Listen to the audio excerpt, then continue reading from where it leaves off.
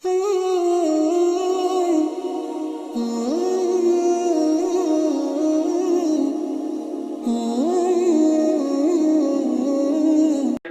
تک کوئی بھی دعوت پہنچ گئی کسی بھی ذریعے سے، سوشل میڈیا کے ذریعے سے یا براہ راست، اور اس دعوت میں یہ بات پہنچ گئی کہ کوئی ایک ایسا مذہب ہے جو یہ دعویٰ کرتا ہے کہ ایک اللہ ہے ہم سب کو پیدا کرنے والا، اور ہم پر لازم ہے کہ ہم اس اللہ کی مان کے چلیں، اور اس نے اپنے بندوں کے لیے آسمان سے قانون نازل کیا ہے، لہذا قانون ساز انسان نہیں ہے، قانون ساز کون ہے؟ اللہ ہے۔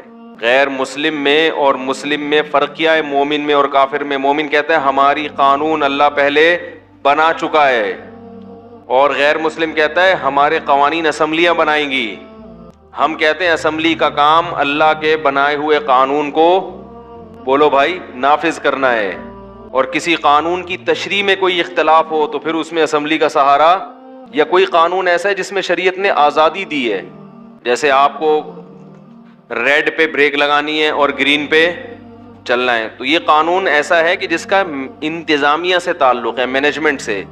اس میں اسلام نے ہمیں یہ تو بتایا کہ انتظام سے رہو، لیکن انتظام یعنی ایک ڈسپلن سے رہو، یہ تو اسلام نے بتایا، مگر اس ڈسپلن کا طریقہ کیا ہوگا یہ ہماری رائے پہ چھوڑ دیا۔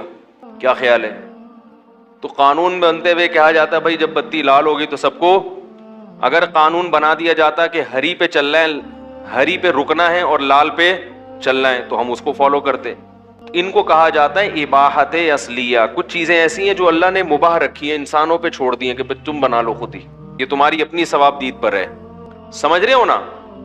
چونکہ وہ اس کا حلال و حرام سے تعلق نہیں ہے، وہ تو ہر دور کے لحاظ سے اس میں چینجنگ ہوتی رہے گی۔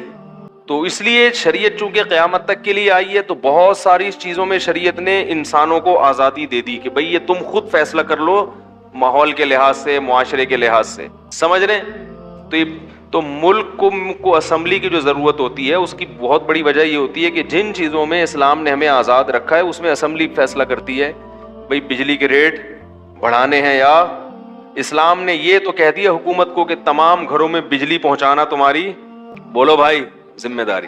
ریٹ کتنے ہوں گے یہ اللہ نے نہیں بتائے، آٹے کے ریٹ کیا ہوں گے، چینی کے کیا ہوں گے، بتائے وہ بھی اللہ نے ہے، لیکن وہ بھی پھر معیشت کی طرف میرا بیان چلا جائے گا۔ لیکن جو اصل قانون ہے حلال حرام، الاؤڈ ناٹ الاؤڈ، یہ کس نے نازل کیا ہے؟ اللہ نے۔ اس میں ہمیں رائے کے دخل کی ضرورت نہیں ہے، جبکہ غیر مسلم اس میں بھی قانون کو فالو کرتا ہے۔ ان کے ملک میں قانون ہوگا الاؤ تو بس الاؤ ہے، وہ یہ نہیں دیکھتے کہ اللہ کے ہاں الاؤ ہے یا نہیں ہے۔ تو قرآن کہتا ہے کہ اہل جہنم کہیں گے کہ ہمارے پاس کوئی ڈرانے والا آیا تھا، یقیناً آیا تھا، جبکہ ہم دیکھتے ہیں کہ پیغمبر سب کے پاس نہیں جاتے۔ تو پتہ یہ چلا، اسی سے ملتی جلتی ایک اور آیت ہے قرآن میں، قرآن کہتا ہے کہ ہم اہل جہنم سے کہیں گے اولم نعمرکم ما یتذکر فیہ من تذکر وجاءکم النذیر، کیا ہم نے تمہیں اتنی عمر نہیں دی تھی کہ جس میں تم سمجھ جاتے اور تمہارے پاس ڈرانے والا بھی آیا؟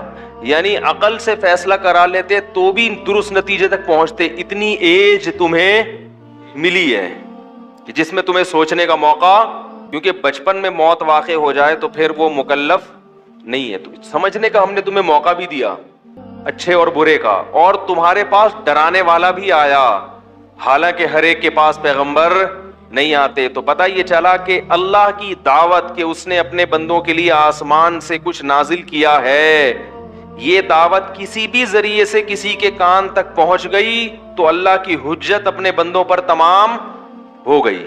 حجت تمام ہونا سمجھتے ہیں بھائی؟ عدالت جب کسی کو گرفتاری کے وارنٹ بھیجتی ہے یا نوٹس بھیجتی ہے کہ آپ نے عدالت میں حاضر ہوں، آپ کے خلاف مقدمے کی سماعت ہو رہی ہے، بھائی وسیم بھائی نے کیس کیا سلیم کے خلاف، تو سلیم بھائی کے گھر عدالت جائے گی، دروازہ کھٹکھٹائے گی، میں جج صاحب ہوں، سلیم بھائی، وسیم بھائی نے کہا ہے کہ آپ نے اتنے پیسے کھائے ہوئے، آ جائے عدالت میں، آپ کے خلاف کیس ہے۔ عدالت کیا بھیجتی ہے؟ نوٹس۔ عدالت کا ایک نمائندہ آئے گا، بیل بجائے گا، آپ کو نوٹس دے گا, اس پہ سگنیچر کریں کہ ریسیو ہو گیا ہے. بات آ رہی ہے سمجھ میں؟ سگنیچر کریں کہ ریسیو ہو گیا ہے. کیونکہ یہ عدالت کے نمائندے 2 نمبر بھی ہوتے ہیں, تو بعض دفعہ یہ مکمکہ کر لیتے ہیں کہ اتنے پیسے دے دو, میں کہہ دوں گا کہ وہ ملک سے باہر ہیں.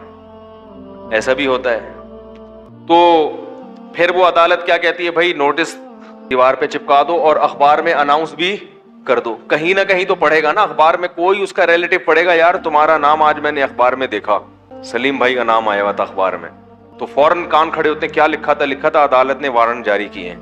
تو یہ بھی نہیں ہوگا تو گیٹ کے قریب عدالت کیا لگا دیتی ہے, نوٹس. کیونکہ بھائی کبھی نہ کبھی گھر تو آؤ گے نا. اس کے بعد بھی اگر آپ عدالت میں حاضر نہیں ہوتے تو عدالت کیا کرتی ہے, آپ کے خلاف فیصلہ سنا دیتی ہے. پھر آپ عدالت میں آ کے یہ کہو کہ مجھے تو نوٹس کا پتہ ہی نہیں چلا, تو میرے خلاف فیصلہ کیوں سنایا؟ تو عدالت کہے گی اولم نعمرکم ما یتذکر فیہ من تذکر وجاءکم النذیر, کیا تمہارے پاس میرا نوٹس نہیں پہنچا؟ گیٹ پہ بھی لگا دیا اور اخبار میں بھی اناؤنس کر دیا, اور خود بھی تم مجرم تھے, تمہیں پتا تھا کہ میرے خلاف عدالت میں کوئی جائے گا, تو اب تمہارا یہ عذر قابل قبول نہیں ہے. تو اسی طرح یاد رکھیں, اللہ نے فیس بک کے ذریعے بھی غیر مسلموں کے کان میں علماء کی دعوت پہنچائی. میں نے بتایا نا, ایک سکھ نے اسلام قبول کیا, واٹس ایپ کے ذریعے اس تک اسلام کی دعوت پہنچی. رسول اللہ صلی اللہ علیہ وسلم کی احادیث واٹس ایپ کے ذریعے پہنچتی تھیں, تو اس کو متاثر ہوا کہ یار یہ کیا ہے, یہ کس کی تعلیمات ہیں.